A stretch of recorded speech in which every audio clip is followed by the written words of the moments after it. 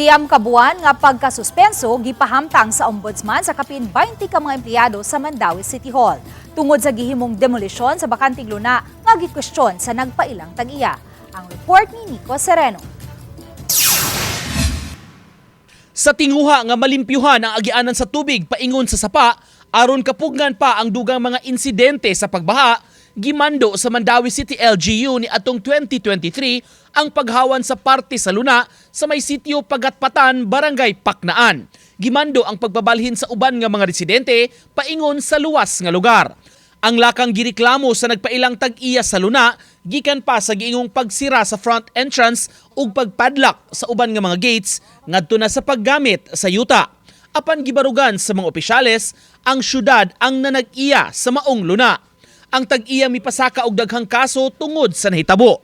Sa habig sa ombudsman, dunay nakitang probable cause sa kalapasan sa Section 3E sa Republic Act 3019 o Anti-Graft and Corrupt Practices Act. Kini ang paghatag og undue injury tungod sa nahitabo. Niadtong Biyernes lang, mipagawas og suspension order ang ombudsman sulod sa siyam ka buwan sa moabot sa 26 ka mga empleyado. Usa kanila ang karon Assistant City Assessor. The notice to demolish was addressed to the head of the Office of the Bidding Official. Well, nangutana pa lang unta ang ombudsman, giun sang hitabo ang ano naami didto, natubag unta to namo na ang OBO does not have a demolition team of its own.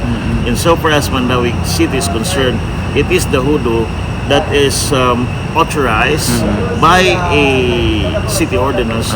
Karong adlaw, hingpit nang giimplementar sa LGU ang maong kamanduan gikan sa memo sa mayor ug sa Human Resources Office. Butang nga gikaguol ni Entice para sa makaubanang job order employees. Sakit pa malandungon, 9 months is 9 months.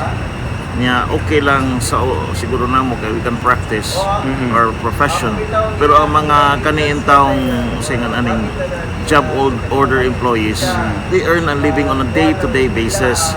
Nya kulban sa kun Gikatakdang musumiter og motion for reconsideration ang ilang kampo at ubangan sa ombudsman. Nico Sereno, Balitang Bisdak.